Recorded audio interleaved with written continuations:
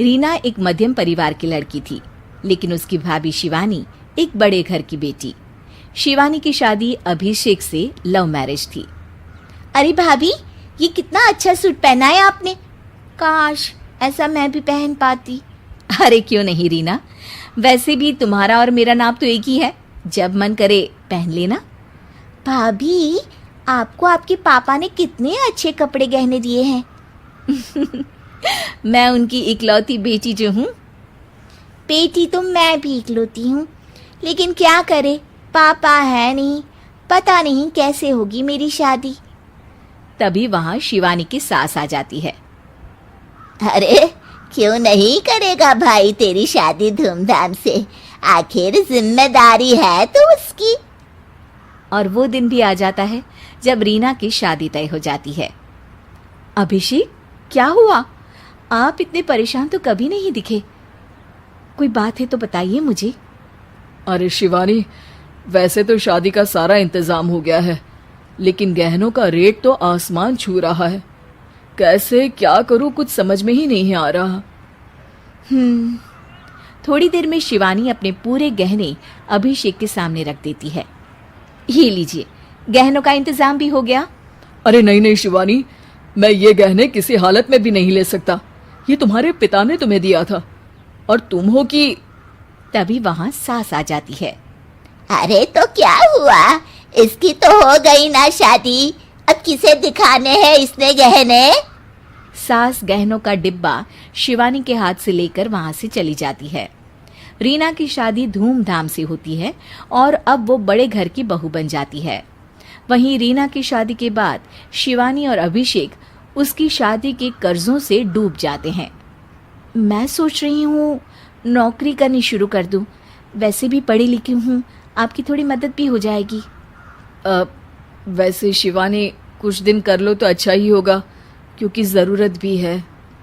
अब शिवानी भी नौकरी करने लगती है और घर खर्चे में अभिषेक का हाथ बटाती है। एक दिन शिवानी, रीना का फोन आया था, कह रही थी कि आने वाले त्योहार में उसके ससुराल जाना है। ठीक है माँ। अरे ठीक तो है, लेकिन एक काम कर लेना, उसके सास ससुर से लेकर पूरे खानदान के कपड़े मिठाइयाँ सब ले आना, और हो सके तो रीना के लिए छोटे से कान में पहनने के बूंदे भी।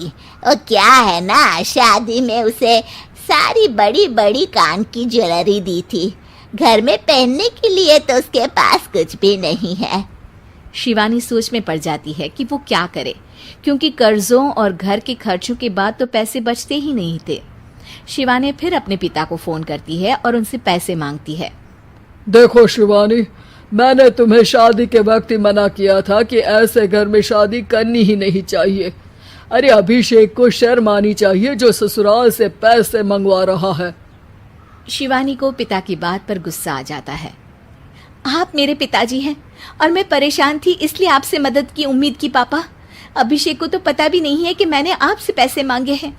शिवानी सोचती है कि वो अभिषेक से बात करे, लेकिन फिर उसे लगता है कि वो टेंशन ले लेगा।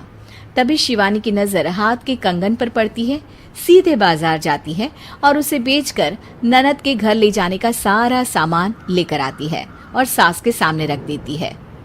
हाँ ठीक है, लेकिन फल थोड़े और अच्छी क्वालिटी के होने चाहिए थे। शिवानी कुछ नहीं कहती, वहां से चली जाती है। एक दिन शिवानी, रीना का फोन आया था, बहुत रो रही थी। क्यों माँ, क्या हुआ? सब ठीक तो है ना उसके ससुराल में? अरे तूने तो उसकी नाक ही कटवा दी।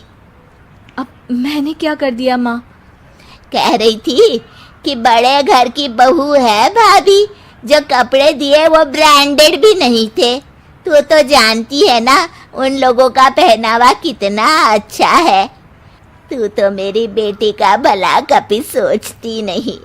हाय भगवान, अरे बड़े घर की बहू है, इसी बात की जलन है ना तुझे, लेकिन याद रख मेरी बेटी का सोचने के लिए भगवान है, तुम लोग कभी उसका बुरा नहीं कर पाओगे। अब शिवानी के मन में सवाल था कि क्या ईश्वर सिर्फ रीना के साथ है उसके साथ नहीं, लेकिन उसे सुकून था कि वो अभिषेक के साथ उसकी जिम्मेदारियों को निभाने में बराबरी की हकदार है। शिवानी वहां से चली जाती है। वो सास से कुछ नहीं कहती, क्योंकि अमीर घर की बहू बनकर रीना को भले ही सुकून ना हो, लेकिन गरीब घर की बहू बनकर शिवानी खुश है, क्योंकि खुशी पैसों से नहीं, परिस्थितियों पर निर्भर करती है।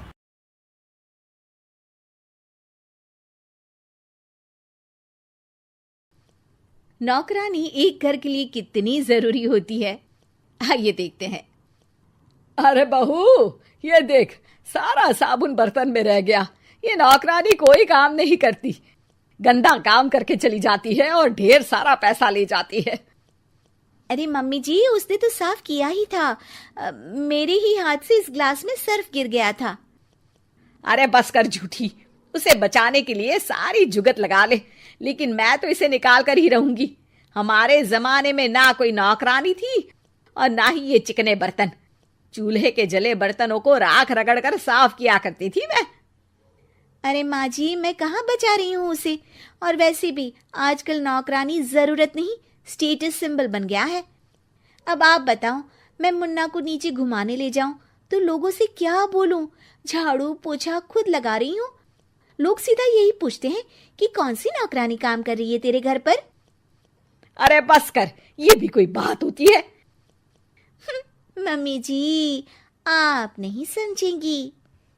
शाम को नौकरानी घर आकर काम कर ही रही होती है कि सास को कहती है, माँ जी, एक बात बोलूं, बुरा न मानना।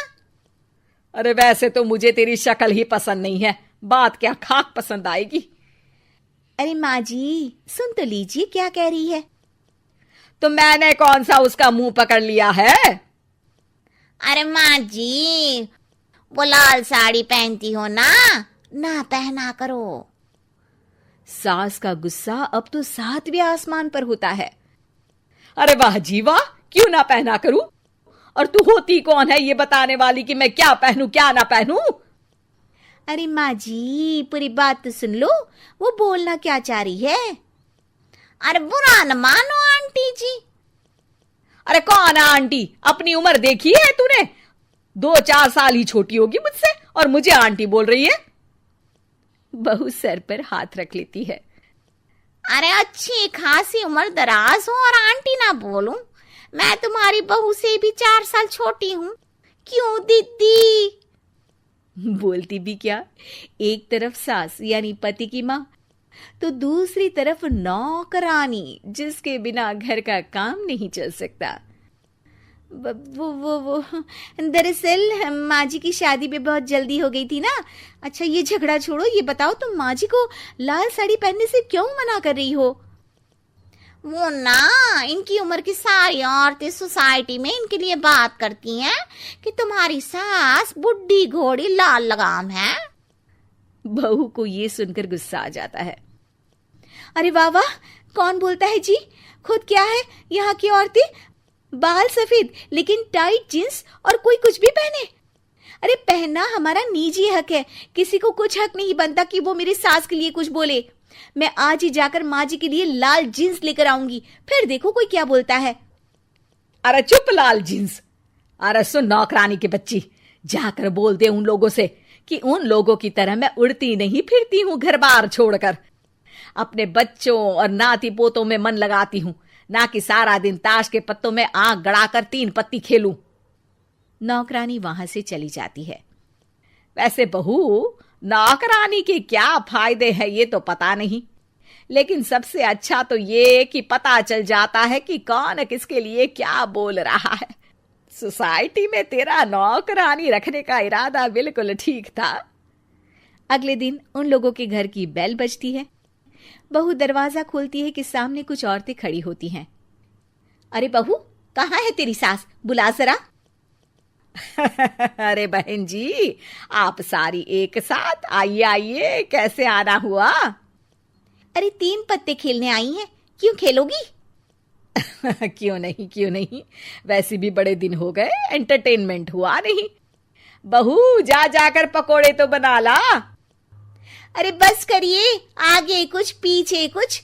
वैसे तो कहती हैं कि परिवार पर ध्यान देती हैं, हमारी तरह तीन पत्तियां नहीं खेलती।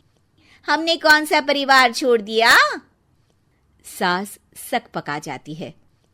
अब ये किसने कहा? मैं तो कहती हूँ कि मैं भी थोड़ा बाहर निकलूं। आपने ही तो कमला नौकरानी से ये सारी बात की थी। सास और बहू को अब सारी कहानी समझ आ जाती है कि सोसाइटी की औरतें क्यों भड़क रही हैं। माफ करिए आंटी, मैं छोटी हूँ, लेकिन फिर भी पहले तो आप लोगों ने माँ की लाल साड़ी का मजाक उड़ाया था ना। हाँ, उड़ाया था, लेकिन उससे पहले तो तुम लोगों ने हमारी जीन्स के बारे में बात की थी। अरे क्यों ना पहने हम जीन्स, तुम्हारे पैसों की थोड़ी ना है। सास और बहू सर पकड़कर बैठ जाती है। देखा बहू, ये खेल कर गई तेरी नौकरानी। यहाँ की बात वहां तो वहां की बात यहाँ। दोनों किसी तरह औरतों को समझा बुझाकर घर भेजती है और कसम खाती है कि नौकरानी को नौकरानी ही रहने देंगी।